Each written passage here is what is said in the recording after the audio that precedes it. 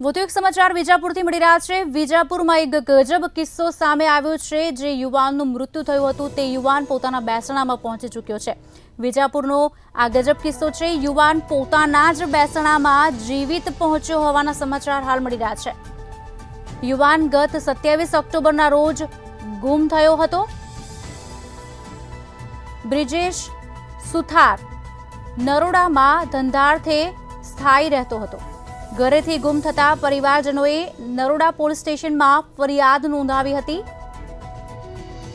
અને પોલીસને 10 નવેમ્બરના રોજ શંકાસ્પદ હાલતમાં લાશ પણ મળી આવી હતી। શંકાસ્પદ લાશ બ્રિજેશ સુથારની હોવાનું પરિવારે પણ સ્વીકારી લીધું હતું। પોલીસે મૃતદેહ આપ્યા બાદ અંતિમ ક્રિયા પણ કરી હતી। અંતિમ ક્રિયા બાદ યુવાનનું બેસણું રખાયું અને નરોડા પોલીસ અને પરિવાર આ સમગ્ર ઘટનામાં ગૂંચવાય। આજ અંગે વિગત આપશે અમારા સંવાદદાતા વિશાલ મહેતા અમારી સાથે લાઈવ જોડી ચૂક્યા છે। વિશાલ, એક ગજબ કિસ્સો સામે આવ્યો છે, શું વિગતો મળી રહી છે? જે રીતે કિસ્સો સામે આવ્યો છે, એક વ્યક્તિ કે જે મૃત્યુ પામ્યો છે તેવી હકીકત સામે આવી। એક લાશ મળી, તેને લઈને પરિવારજનોએ તે લાશ સ્વીકારી પણ લીધી, પરંતુ સૌથી મોટો સવાલ એ થયો કે અંતિમ ક્રિયા પત્યા બાદ જ્યારે બેસણું હતું ત્યારે એ જ વ્યક્તિ એટલે કે બ્રિજેશ સુથાર પાછો આવ્યો અને તમામ લોકો ક્યાંક ચોંકી ઉઠ્યા કે આખરે જે લાશ બાળી દેવામાં આવી, જે વ્યક્તિનું અંતિમ ક્રિયા કરવામાં આવી તે વ્યક્તિ હતો કોણ?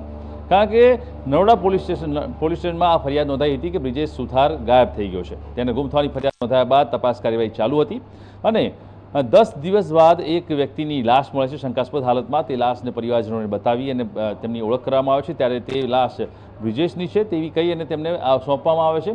ત્યારબાદ તેની અંતિમ ક્રિયા થાય છે। અંતિમ ક્રિયા બાદ તેનું બેસણું રાખવામાં આવે છે અને અચાનક જ બ્રિજેશ સ્થળ પર હાજર થાય છે। ત્યારે સવાલ એ થાય છે કે આખરે જો સ્થળ તપાસ પર કરવામાં આવી જે લાશ મળી હતી તેની, તો તે લાશ હતી કોની? તે લાશની શું કોઈ ચકાસણી કરવામાં આવી હતી કે કેમ? તેની DNA ટેસ્ટ કરીને તે પરિવારજનો સાથે મેચ કરવામાં આવ્યા હતા કે કેમ? આ તમામ બાબતોની હકીકત ક્યાંક અત્યારે હાલમાં સવાલ ઊભા કરી રહી છે કે આખરે જે લાશને બાળી દેવામાં આવી પોતાના સ્વજનની કહીને, તો એ લાશ હતી કોની?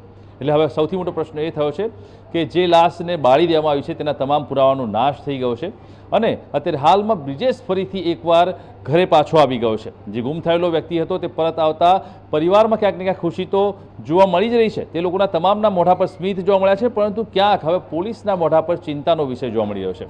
કારણ કે જે વ્યક્તિની લાશ મળી હતી તે વ્યક્તિનું હત્યા થઈ હતી કે તેની આત્મહત્યા હતી? તે વ્યક્તિ કોણ હતો?